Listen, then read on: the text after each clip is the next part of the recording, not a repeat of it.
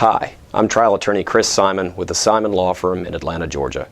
Today's video blog is going to discuss an important topic to people that are the victims of car accidents. And the topic is, what are your reimbursement obligations to your health insurance company if they've paid medical bills as a result of an accident or injury? We're going to break this down using a number of hypotheticals. So let's start. Let us assume that you've been in a car accident and that you've gone to the emergency room and incurred a bill. You should give your health insurance card information to the hospital. It doesn't matter that it's a car accident, your health insurance will still cover the situation. Now the hospital and your health insurance company may both ask you at some point, we need to know who your own car insurance company is. That may seem like an odd question. The reason they're asking you this is they want to know if you have any medical payments coverage. If you have medical payments coverage, which is a separate kind of coverage on your own car policy, that money has to be paid out first. It is what we call a primary payor. Your health insurance pays secondary. So let us assume that you have no medical payments insurance. In that case, health insurance would process and pay each bill under its plan.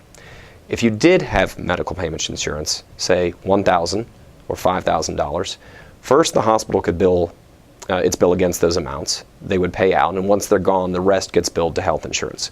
So just remember, health insurance does pay for medical care after accidents. It pays secondary to any medical payments coverage that you may have. Let's move on now to the topic of, do you have to pay them back? Let us assume that you had a $10,000 bill from the hospital. This was processed by your health insurance, which might be United, it might be Blue Cross Blue Shield, or any other number of health insurance companies. They have a table, an internal table, that tells them how much they pay for each procedure. So let's assume that there was a $10,000 bill. They run it through their software system and they say, well, we allow $6,000. You would receive a piece of paper in the mail some weeks later called an EOB. That stands for Explanation of Benefits. And the EOB form says, hey, this doctor submitted this amount. We allow this amount. We paid this amount, and you, the consumer, owes this amount. You will pay attention to the amount that you owe at the tail end. Come the end of the case, let's assume that everything's gone just fine, that you've healed up, that your medical bills have been taken care of by health insurance, and that you're about to settle your case with the at-fault driver's insurance company. And they're going to pay you $20,000, hypothetically.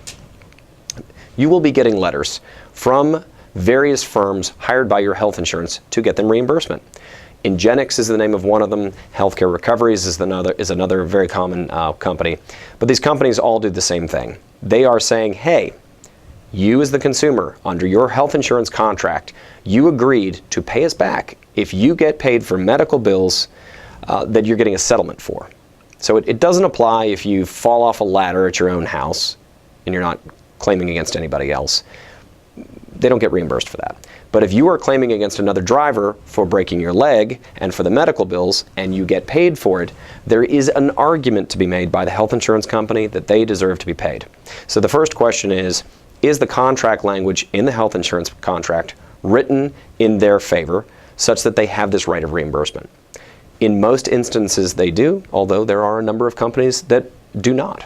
So once that issue is set to the side, the next analysis is whether or not the health insurance plan is one that is self-funded or whether it is a health insurance plan that is insurance-funded.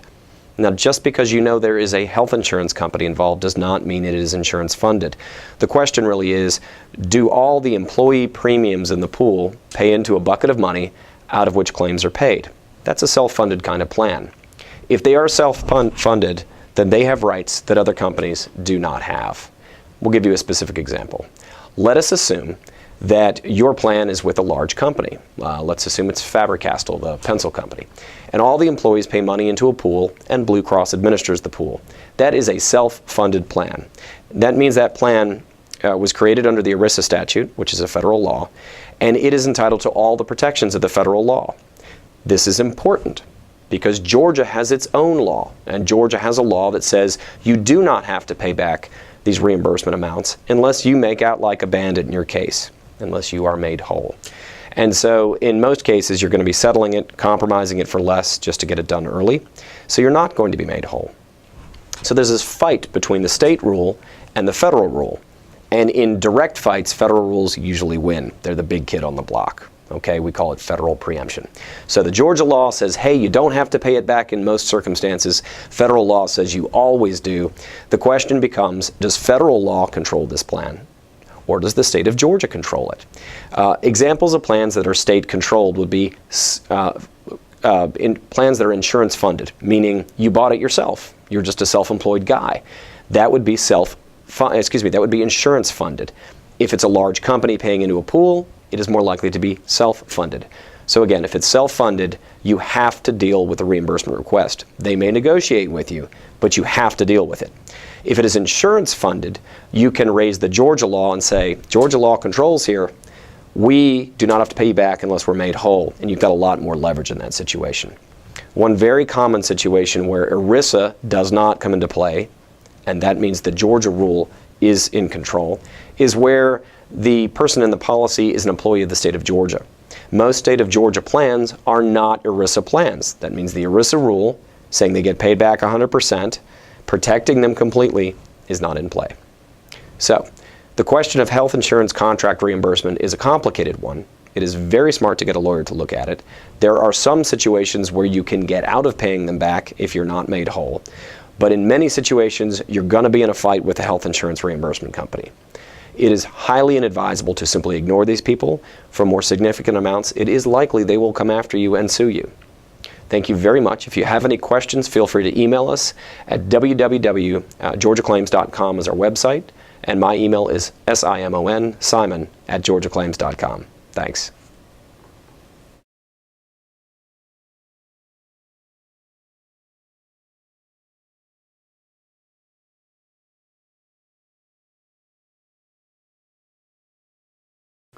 Let's talk a little bit about Obamacare. One of the things we hear a lot about is that Obamacare is going to drive up premiums. It's going to drive up rates. Now, my name is Catherine Woodfield. I'm the author of Don't Buy That Health Insurance, and there's pretty much nothing in here about Obamacare. What this book does give you is a tool to understand how we got to the situation that we're in and a structure to hang the information on. And one of the things about Obamacare that we all need to understand is that the federal government is actually the nation's largest insurer right now. Let's see who's already on the health insurance plan for the federal government. So we have everybody who's over the age of 65. And with all due respect to these wonderful, very wonderful people, if you've been using a piece of equipment for 65 or 70 or 80 years, you know, it's more likely that it's going to break a little bit more often than the pieces of equipment that we've only been using for 20 or 30 years. So they're kind of a higher risk group, right? The federal government also insures the armed forces. What do we do to them? We put them in front of bullets. Very high risk group, right? We also insure the sickest of the sick. God forbid your baby is born with a hole in its heart. It's cut right out of the family plan. Your family's not supposed to go bankrupt. You can get them right onto Medicaid. You get that kid right off your plan. So right now, the federal government has the oldest risk population, the most dangerous risk population, and the sickest population. The health insurance companies have cherry-picked very plumly the healthy people who go to work every day. So if we put some of the healthy people who go to work every day on this really dark, expensive plan, is that really going to drive up all the rates and the premiums? This is not a premium driver. Now, the administrative and the creating the systems and so forth, there's absolutely cost associated with this, but putting healthy people on an insurance plan doesn't drive up premiums. So this is a paradigm shift. You've got to sort of start thinking through this. Who's putting the information out there? I don't know about you guys unless some of you own a PR company. But for the most part, I don't have a PR department writing articles, getting it out to Associated Press. So the information we're hearing is coming from somebody who does have a PR department. And in the book I read that I cite very frequently, Wendell Potter wrote a book called Deadly Spin. He actually explained when he was the director of at PR at Cigna for 20-something years, how he learned from the cigarette industry, and he spells it out, he calls it the playbook, for how we taught Americans to make choices that were dangerous for themselves. that cost them a lot of money and were very profitable. They learned that from the cigarette industry. And he spells it out step by step, how you create a third-party not-for-profit organization, then you make donations to the not-for-profit organization, then you staff the not-for-profit organization, and then the not-for-profit organization puts out the propaganda that they want the American public to believe because it came from a not-for-profit organization. You and I don't have a giant voice to go out there and say, this doesn't make sense. So we have to apply some common sense. We have to think through some of these situations. And the thing is, we're great consumers. We know how to buy cars. We know how to buy a dishwasher. We know how to buy houses. But that skill has been hijacked from us as we have gone through our lives. We've basically third-partied off all our responsibility for all our decision-making over to health insurance companies. So healthcare reform, actually, for the majority of us, is great. For us on the street, there's a lot of consumer benefits in it, consumer protections. The actual name of the law, and Obamacare. That's a moniker. It's kind of insulting, right? Who else but a PR company comes up with a moniker that's insulting, right? It's called the Patient Protection and Affordable Care Act. So let's talk about some of the patient protections. If you have a commercially purchased policy, all preventative care should be paid 100% before copays, before deductibles. All your well baby care, all those inoculations your kids need to get into public school, no copay, no deductible, since 2010. So if you went for your annual mammogram and paid a copay and you have depending on the type of policy, you could be owed money. But you don't know that because the insurance companies aren't getting those PR departments out there saying, oh, by the way, you might be paying copays when you really shouldn't be. And you don't get those letters saying, hey, you paid $40, but that wasn't your job, here's a check. So you need to know your rights. One of your rights is that all preventative care is paid 100% before copay, before deductible in commercial plans. And in all the healthcare plans that are being set up in the Federal Exchange, they will have a basic level of preventative care built into it, completely compliant with the law as it was laid in 2010. You can hire a third-party advocate. If I had known this, you can basically say, I need to hire you to save me some money. I have a $200,000 medical bill here and I can't pay this bill. You know the law, what's right and what's wrong. Can you help me negotiate with the insurance, with the hospital to pay this because I don't have this money? You can actually hire someone and the insurance company can't say anymore, I'm not talking to that person, it's not you.